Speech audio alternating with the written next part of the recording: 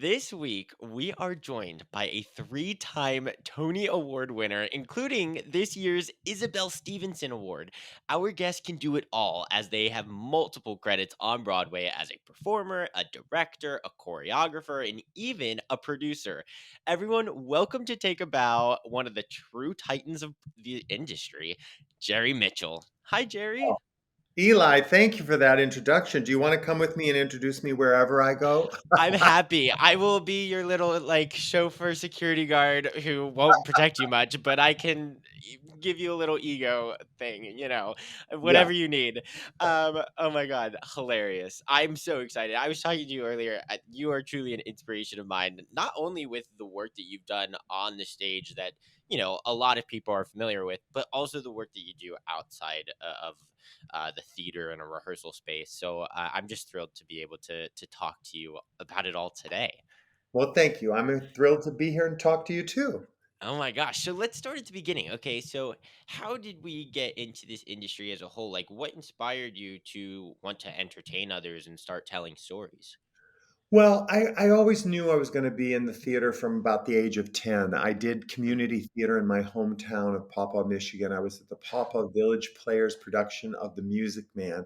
And I Oh actually my sent a picture of me in the boys' band to the cast for opening night of Music Man with Hugh Jackman because Thomas Rexenwald was the PSM and Thomas was with me on oh my Kinky Boots and other shows. But anyways, I sent it as sort of a good luck, and I'm standing there with the boys band uniform on and the hat, and I think back to that magical first show where I was without question bitten by the bug, as yeah. many of us in this industry are, in a way that you realize at a very young age. I realized, oh, I'm going to do this the rest of my life. This is what Mhm. I want to do. And I just kept doing theater. I kept saying yes. I did community theater in my hometown and around my hometown. I apprenticed at the Hope Summer Repertory Theater in Holland, Michigan. My senior year in high school, I toured the United States and West Side Story with the Young Americans. Yeah. I met some people working at Hope Summer Repertory Theater the next year as a paid actor right out of high school. And I applied for colleges, got a scholarship to Webster University in St. Louis, Missouri. And my first day on campus, there's a woman, a beautiful black woman with an afro sitting in a karate outfit. And she turns to me and she goes, "Hey, you, come over here. You're going to be in my show." And Oh it my was, god. and it was Jennifer Lewis. What? She was a senior. I was a freshman, and we're Oh still my great god. friends to this day. And met a lot of great people at Webster, and was on campus for 2 years in the conservatory program. When I came to New York City for spring break, I'd gotten my equity card the summer before at the Muni Opera. Came to New York City, went with some friends to an audition for a Broadway show. They were auditioning for the revival of Brigadoon on Broadway with Agnes DeMille choreographing. I went to my first audition and I got the show. Oh So that madness of actually coming into the city, going to your very first Broadway audition and then landing the Broadway show, I think, people always say, "Oh my God, you're so fortunate, so lucky." And I was lucky. There's no question. There was luck played a piece of it, but being prepared is what got mm, me the show. I had been busting my ass at college taking three ballet classes every day because I'd never taken ballet until I was 18. I didn't take a ballet wow. class until I was 18. So I got to college and I started studying ballet, and I took three classes and I was in the dance program. And so 2 years later, I come to New York, or almost 2 years later, for the spring break. And of course, the audition for Agnes DeMille literally was eight assembles front, eight Stop it. assembles back, brise battu, brise battu, brise battu, brise battu. And that was like, waking up and having a cup of coffee for me. Right. That was no problem at that moment in my life. And Wow. so that being prepared got me that first Broadway show. So that's the quick reframe in a nutshell. I know it sounded a lot, but that's how I got here. And No, that's I'm obsessed. that got me here, and that was what I needed to do. Yeah, and was there something that, like, kinda told you, like, "Hey, it's time to focus on ballet," or, "Oh, this is something that I wanted to work on." Was it something like that? Well, I wanted to be a dancer. I wanted to dance, and I'd already started choreographing, but I wanted to dance. So I didn't have ballet, and I loved ballet, and I Wow. never had it. I went to came from one of those small hometowns where I call it the Dolly Dinkle School of Dance, and there's nothing wrong with the Dolly Dinkle School of Dance, actually. But it was very much the Dolly Dinkle School of Dance. It was called Cindy Meeks Dance Studio. And it was 1 hour. You sign up for an hour and you get 15 minutes of tap, 15 minutes of jazz, 15 minutes of acro, and 15 minutes of Oh whatever my god. the dance phrase of the year is. And ballet was just not part of it. And Oh, that just wasn't part of my thing. And so I didn't really get exposed to ballet. I loved ballet. I knew about ballet, but I didn't get exposed to it or find a real place to study it until I got to college. wow.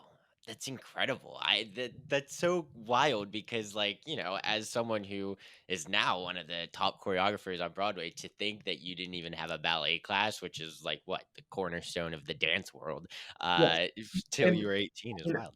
I'm a little older than you, but when I came to New York and started auditioning, you had to every audition started with a ballet combination. Really? Wow. Nine out of 10 auditions began with a ballet combination. That was the first elimination. Hmm. And then the second routine was usually either tap or jazz, depending on what the show required. Yeah. And then you would get called to a callback, and if you got called to a callback, they might throw a third routine at you that was very specific. But usually, it always started with ballet for most of the auditions I went to. Yeah, now, I mean, because you've been in this industry for so long and you've been, you've just experienced all the things. Now that you are a choreographer, a director, and all the things that you are, do you kind of take those things that you learned at your age of your career, or have you kind of shifted with the industry? I've shifted with the industry and also the requirement of the musical. When Okay. when I first started out, there was still very much a dancing chorus and a Yeah. singing chorus and then the principals. So the requirement of every performer was more specific, suited to what Mm. they excelled at.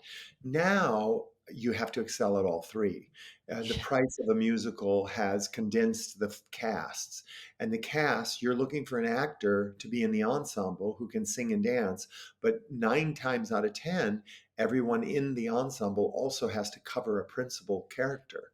You Right. know, that that goes all the way back to when I did Hairspray in 2002. Every single original cast member of Hairspray had two covers.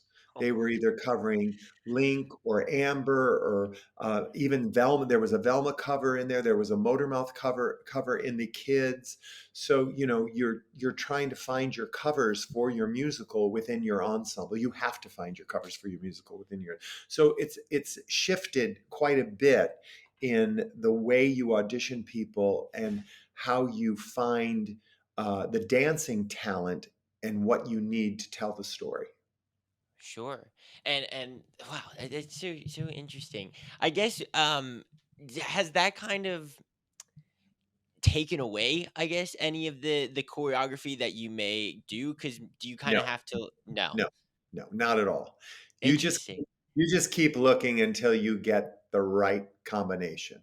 Yeah. And then you don't have to compromise your craft for people are out there. Everybody, Right. there's so many fabulous entertainers out there, fabulous Wow. artists out there, singers, dancers, actors. Sometimes you really have to hold out until you find exactly who you need for the role or for the Wow. cover. Yeah, that's so interesting. How do you know? Like this whole audition process, just like I don't know, it fascinates me. And one day I hope to become a director. How do you know? Like how do you know? Like they are the right person? I mean, that's like you see them for 2 minutes. Like they show off what they could do, and then if they have that dance call, obviously it's a little longer than 2 minutes.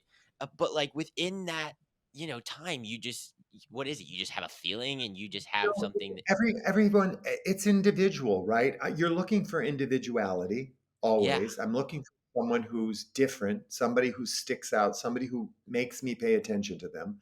That's in the general audition. But then as you start to work with the actors and you call them back and you give them material, songs and scenes, I'm Mm, looking for who I believe. mm, Who do I believe? Who do I believe? Who makes me feel something when they sing, makes me feel something when they speak, makes me feel something when they dance. And I'm sure I'm different than the other director who would be sitting next to me or another. We would all have our own taste. Your yeah. taste, being able to, as you say, you want to be a director, I've learned to trust my instincts. My instincts have given me Billy Porter. My instincts have Yes. given me Annalee Ashford. My instincts have given me Stark Sands. My instincts, have given me J. Harrison G., who was Oh the my god. first person, KTP. My instincts are leading me to these artists who make me feel something. Mm, And so I've learned to trust my instincts. yeah. That has to be something like I don't know, that's a skill that you have to learn, I'm sure, and that has to be probably Absolutely. sometimes very Absolutely. nerve-wracking. Absolutely, you have to learn it, and you have an experience, and the more you do, the more you feel strongly that I can really work with this actor and we can create something unique with this Right. part. I always want somebody who's going to come into the room and be my partner in creating the Yeah. show. Be part of the development of Jack O'Brien used to say, I want to build the show on that person. Yeah. Right? When you're creating a brand new musical, you're going to be spending a lot of time with the actor you choose to play any role. So you Right. want to build the show on these artists. You want to really be able to wake up every morning and go, I can't wait to get to the rehearsal studio with A, Yeah. B, C, and D, right? Absolutely. Now, how did now that we're like out of this pandemic world, I guess it doesn't happen as often, but like just hearing your process, like it sounds like it had to have changed through the self tape process that was very prominent. Well, the funny thing about the pandemic and the whole self-tape process was I had already experienced so much of that Mm, because of the success of some of my earlier musicals. So okay. Hairspray, Legally Blonde, Wow. and Kinky Boots all had international companies. Right. And so it's very hard for me to get on a plane and fly to Korea for a week of callbacks for Totally. Lola and all of the characters, or for the Tracys, or for the Elle Woods. So I was looking at tapes for the Australian production of Legally Blonde, and the only person I made them fly to meet me was the girl who I had cast as Elle Woods. Wow. Um, they flew her to London because I was in London and we met in London and she did the material for me live. They flew the girl from the national tour of Legally Blonde to New York and we met at Kelsey's office and she did the material for me live. It was very important for me to meet the lead in person. I Sure. couldn't sign off on that. So, but I had already had so much experience in watching people on video. So when the pandemic happened and we were starting to audition folks on video, I have a shorthand for watching on video. And I never expect I give a lot of leeway on video because sound can be an issue. Yeah. The person's own space that they're in can be an issue. So I try to focus on the actual person and find something in the audition that I can say, okay, this is good enough for me to actually try to meet them in person. Can I next step is to see them in person. So Yeah. yeah, I don't expect anyone to for live theater and Broadway shows. I don't expect anyone to do a Zoom or an online audition for me and then me hire them. The only person I remember hiring specifically from an online audition like this was Brandon Urie to take over in Kinky Boots. Stop it. I Oh my met him, god.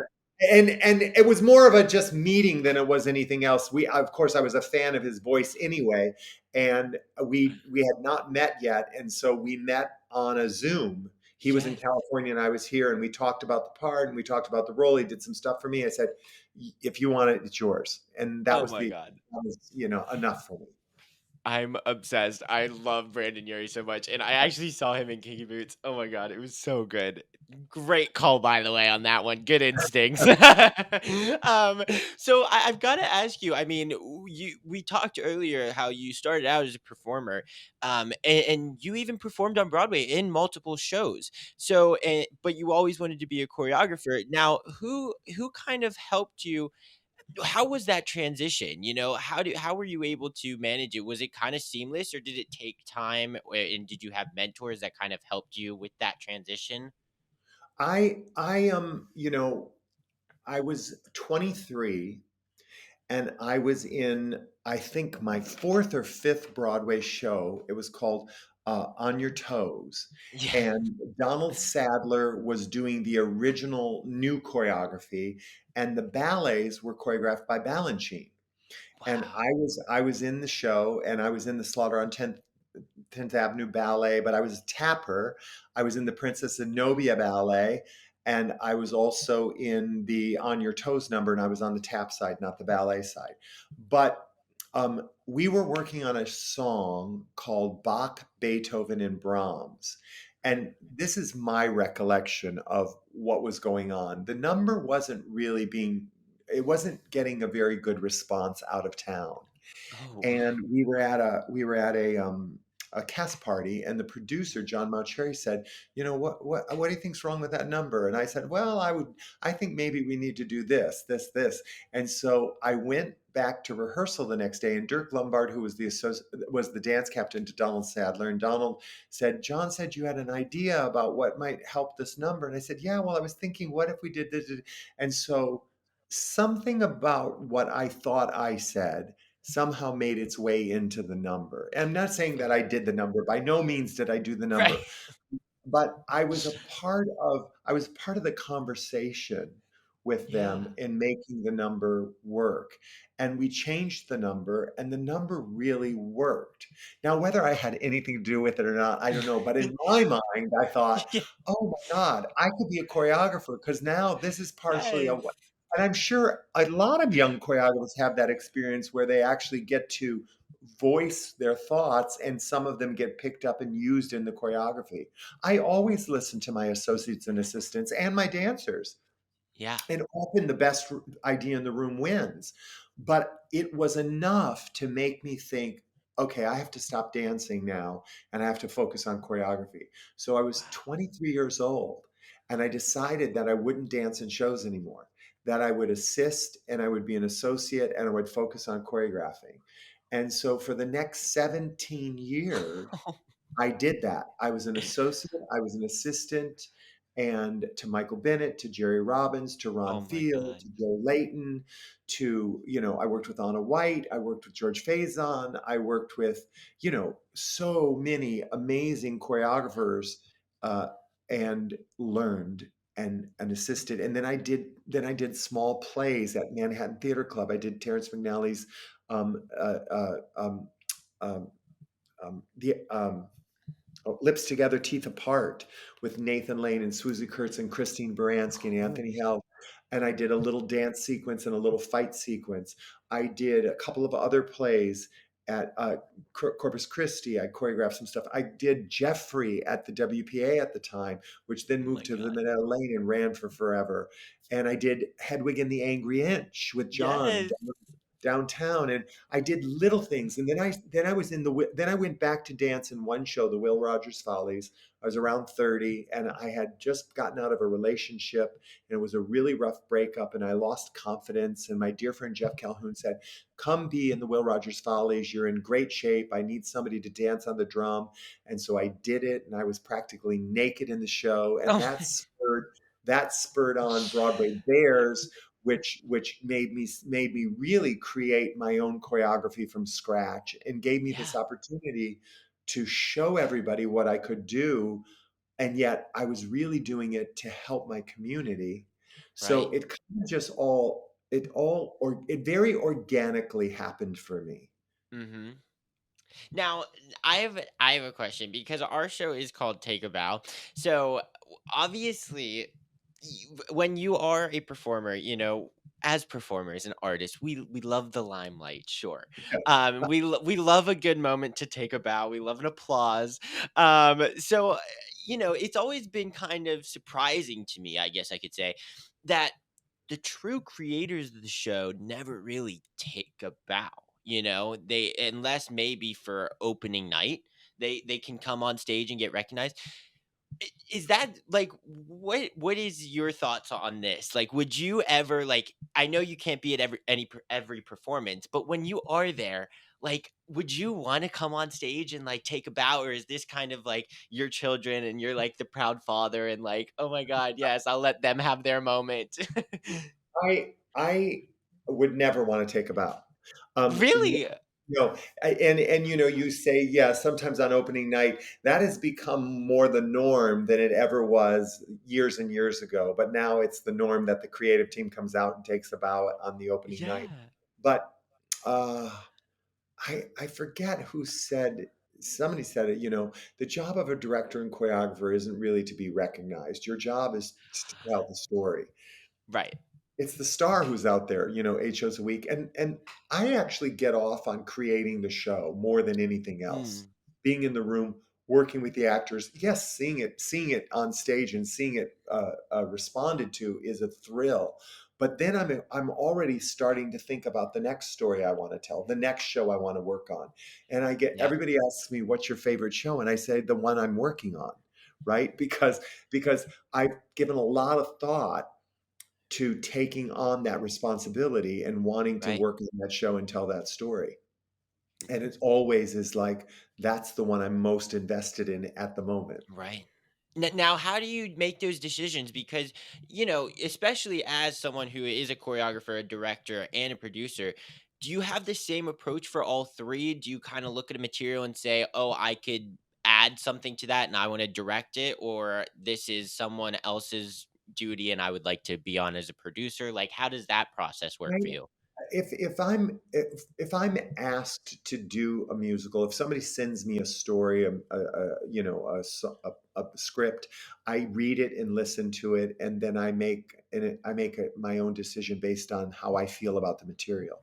Yeah. um, that's basically if it speaks to me, if I feel like I can tell the story, if it feels like it's something that if I'm in love with the music, you know, you're going to spend a great deal of time directing a musical and Mm, developing a musical.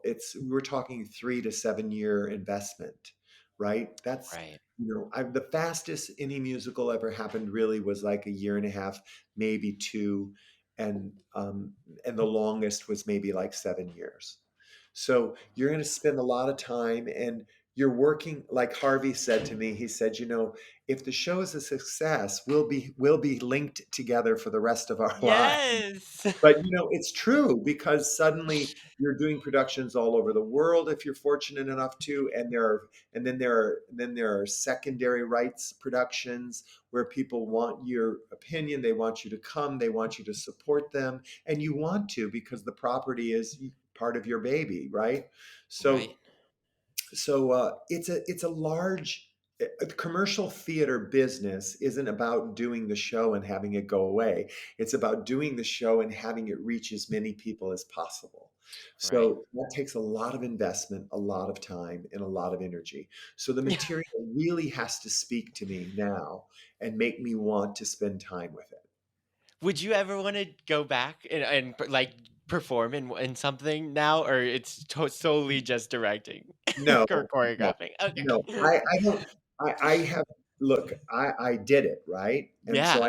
I understand the commitment of someone in a musical, 8 shows a week, and what that commitment is, and the Mm, sacrifice you have to make to do that. I sacrifice in another way because I'm getting that show up and I'm already working on the next one that I'm going to get up and the next one. So my time is equally as crazy as Yeah, somebody who's doing 8 shows a week, right? But it's right. just it's the other side of the coin. And sometimes often longer because Yeah, very, very rarely do shows run for over 7 years, you know? yeah, You're very blessed if so.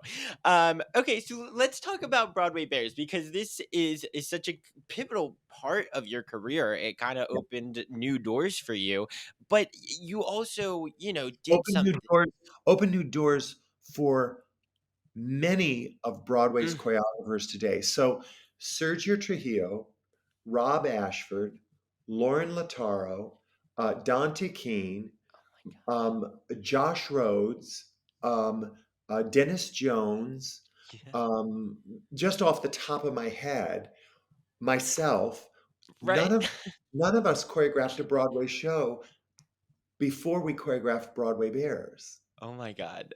And all of those people, well, Lauren never directed a whole Bears, but she's done multiple numbers, and Dante Keene. But all of those people directed and choreographed a Broadway Bears, conceived, directed, and choreographed at least one, if not more, Broadway Yeah. Bears before they choreographed a Broadway show. Oh You my know, gosh. that's a lot of artists working on Broadway who I'm going to say cut their teeth Yeah. doing a benefit where they were working with the best dancers, the Mhm. best lighting, the best costumes, the best sets, all free, all donated. Everybody's there putting on this extravaganza, and they're free to do it in any way they want. Yeah. When they do a number, they're bringing their creative energy to the event, to the theme, and they're creating the idea, they're creating the number, they're creating the whole thing. That is a great lesson for someone to take with them when they get a Broadway assignment. Right. And now Broadway Bears has turned into something unbelievable. I mean, this year for the 30th annual performance, I guess, you 31st, guys 31st oh, today was 31st. Oh my yeah. gosh. It was I actually thought it the was 30th. 33rd show, but it was the 31st live performance because we did 2 virtual shows during the pandemic. Oh, yes, of course. But you guys raised almost $2 million this year, Yeah, almost which 2. is The last 3 Broadway Bears, live Broadway Bears, 18, 19, and now this one, 2023 we're in, right? Were, like, all 3 of them were very close to $2 million.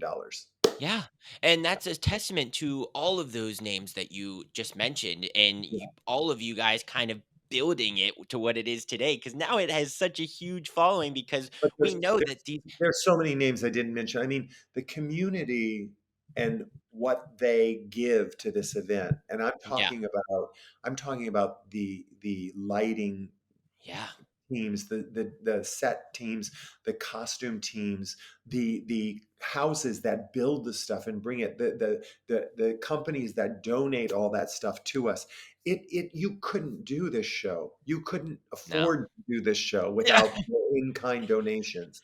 It really is the community coming together to make a big full out noise. Oh my god, it's like a one night Broadway show. I Yeah. mean, it It's truly like a is. one night Katy Perry concert. Yes! Oh my god, literally, and I'm here for it, and we all love it, and the whole community is here for it, obviously. But can you talk to me a little bit more about this community? Because just seeing how they all do come together and the time that all of these performers give, especially this year, like, J. Harrison G won a Tony Award the week before, and then he was performing at And they're like school.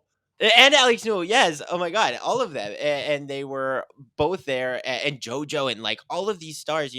Everyone is coming out, and even the people that aren't performing and rehearsing while doing 8 shows a week, but the people that kind of show up to support their cast members and Yeah. show up to be entertained. Yeah. Like, what does this like mean to you as like the community and being a part of Well, it? Jay Alex and Bonnie, who didn't perform the show. Yes. Bonnie, they've all done Broadway Bears. They've all Yes. done Broadway Bears. They've in the past, they've sung in the show, they've acted in the show, they've stripped in the show, Yes. you know, and so Broadway Bears has, I've done a Yeah. lot of benefits for a lot of organizations. And Broadway Cares, you have to go back to Broadway Cares. So Mm. in when Broadway Cares was happening right at the same time Broadway Bears was happening. They both have been in existence for 30 years now. Yeah. And 30 years ago, you weren't even born, but this town was horrific. It was the most awful horror story. Friends were dying and there was nothing anyone could do about it. And young people, right? I was losing my best friends from college. That never should happen. And so Right. ultimately at some point you just have to stand up and start fighting, right?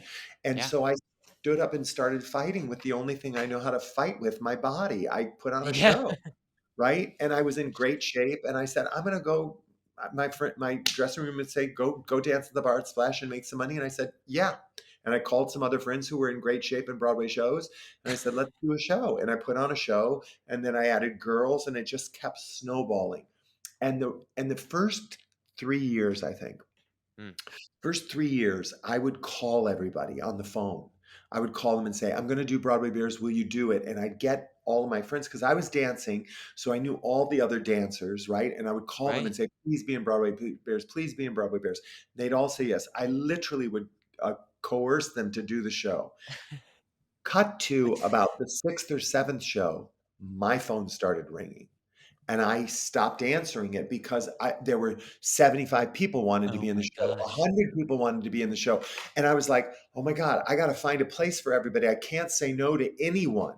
And No. so we went from 8 people to like 100 people in the show Oh my like gosh. that. And I realized if I were able to keep that energy, that idea that all are welcome, and it isn't about if you're in front or if you're in the ensemble or whatever. Everyone's treated with the same respect, the same love, the same energy. We are here for other people, not for ourselves. And when Yep. we bring ourselves together in this space and we let our egos stay away, we create this kind of magical place where people feel free to take their clothes off. Yeah. You Right. know, it's not like anybody's no, I say, I'm not going to tell you you have to take everything off. I want you to take off what you're comfortable because stripping is about confidence. Mm. That's all it's about. I actually posted something from the fetish number just this week on my Instagram, just yesterday on my Instagram, because this little clip and you see the confidence Yeah. that those women, their confidence is unmistakable. And you cannot strip if you are not confident because the audience will smell it. They'll smell you Yeah. in the back row. You have to, Sure. it teaches, if you're an actor and you have the balls to do Broadway Bears, Yeah. you will walk away from it learning something about yourself as a performer. I did when I stripped the first time. I was Wow. so nervous, but I said, I got to do this. And I did it and I finished. And it was literally one of the highest highs of my entire life as a performer, just being out there and being bare and hearing people just scream for you. It's like, wow, talk about taking a bow. Talk Right. about Talk about that euphoric feeling you get when you've accomplished it and people are actually giving you props for it. Yeah. That's what it's like. Unbelievable. I That's mean, what's that's what's made it continue to be so successful. I mean, you were there. If you go to see Broadway Bears, when these numbers finish, it's literally like screaming madness. it's a Katy Perry concert. Yeah. Yeah, it's everything. I mean, and that's another thing. Like this community of fans who come out and donate their money to come see this and support and see all of these fierce people. Those that aerial thing at the end of the number. Armando Farfan, I met Oh God, so many years ago, we were doing a Stephen Schwartz ABC Movie of the Week, Geppetto, directed by Tom Moore. I was choreographing it, and Armando was on set. He was the circus team at the Yeah. Lost Boys, the Treasure Island, and I met Okay. him there on the set. And then we met in Vegas, where he lives and works. And I was retooling FX Alive, and he was working at 54 Below. And I said to him, I said, we created a new number for FX Alive with Rick Springfield. And I said, would you ever consider bringing some of your guys to New York and do Broadway Bears? So for Broadway Bears 2001, A Strip Odyssey, the 11th Broadway Bears, was the first time I introduced Armando Farfan and the aerial stuff he does in the Yeah. glow. Before the minute they left the ground, this was in 2001, the audience was like, we've never seen this before. And now Oh. you saw what you saw last time. I mean, they come every year. Armando comes every year. He does that every year. He builds the apparatuses. He creates the numbers. He um he does a lot of the building. I think for Pink, he does all of the backpacks Oh. for the what is it, the Victoria's Secret, Mm. fashion shows. He does all that stuff, circus and aerial Wow. stuff. He's incredible. Yeah. Yeah, that's amazing. So now all of this work that you've done over the past 30 plus years and your work with this for of just Broadway Bears alone. God knows, do you sleep? I don't know because you're doing this and you're directing and choreographing every Broadway show. That's like so good. Um My so husband as says, the minute my head hits the pillow, I'm like out. oh, I can't imagine. You must knock for the 4 hours that you're able to. No, I don't think I do sleep well, but he says I Oh, do. no. Well, I don't know how you do it, but all of this incredible work did not go unnoticed, and this year you were honored with the Isabelle Stevenson Award at the Tony Yes. Awards. I mean, what how does it like, what was that honor like for you? Like, because all of this has just been giving back to the community and fighting for what you believe in, and now you get this honor. What does Yeah. it mean to you? Well, I think when they told me, I was very emotional about it. And um, the thing about it is, like, I don't think I deserve to be honored for what I did, but I believe we deserve to be honored. Meaning, Mm, all of this. Listen, I was a dancer in the chorus. I right. was an ensemble member when I started Broadway Bears, and so I took the Tony to the rehearsal the next day, Monday, Oh. and I made all of the dancers in this year's Broadway Bears. I said, I'm leaving this here, and I want you to take a picture with it. I want you to hold it. I want you to know that in reality, this is all of us. This Stop it. represents, and it doesn't represent just us this Sunday. It actually represents 30 years of dancers who've shown Mhm. up, and technical people and volunteers. 30 years of showing up is what it represents. And Mhm. when you show up, and Broadway cares, their whole one of their labels is, what we do together makes a difference. When you show up, you can make a difference. Oh. It's really that simple. And I really mean it. I'm so honored to have that Tony Award, because it represents what did it for in the first place. It represents community to me. Yeah. It represents all of us, and it represents, it's probably, in a lot of ways, it's more meaningful, that Tony Award, than getting a Tony Award in a competitive category for me, Yeah. because it represents something much more than just one year, one season, one show. It represents hundreds and thousands of people who somehow I have convinced that string is actually the way to go. and Yes. and that really is what's funny about it to me. But it's so vital, and what you've created has helped so many people, Yeah. and so to be honored with that was so well deserved. How does it work with the engraving? Did you have to give it back after you won, or since that you No, it already was knew?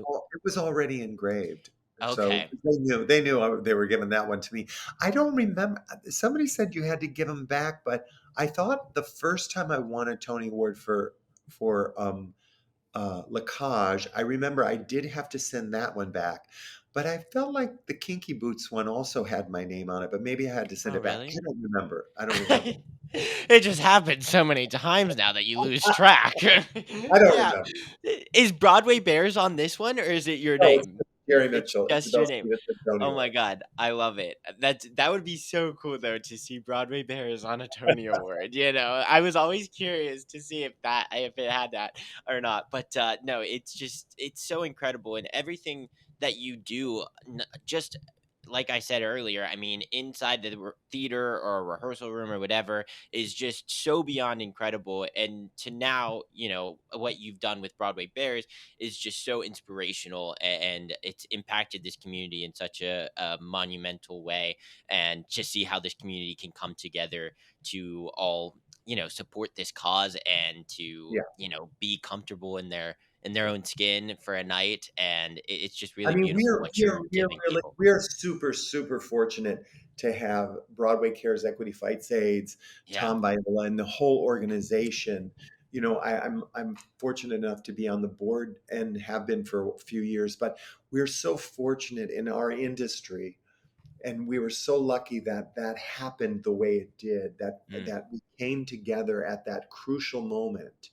And Broadway Cares now not only has it given so many millions and millions of dollars to the AIDS crisis, but it also gives money to uh, it supports the Actors Fund or the Entertainment Community Fund. right. It supports the Women's Health Initiative. It supports the DRA. It supports so many important, vital programs Mm, that are important to all of us in the industry and take care of us. So the work that we're going does come back to all of us if and when it's needed. And I think to have that safety net in our community, particularly now, still so raw after the pandemic, is very important. And with healthcare in this country and how challenging that is for so many of us, yeah. uh, myself included. It's just really healthcare is a real issue for all of us. Yeah. Well, you've raised some really great conversations, and we've had a great conversation today. So, Jerry, I thank you so much for coming on in here and giving me your time. You obviously have so much to take a bow for, and I'm just so thrilled that you were able to come on here today. Thank you so much for your time. Eli, thank you. It was my pleasure, and I will be there for you whenever you need me. Oh my God, you are so sweet. Thank you so much. Thank you.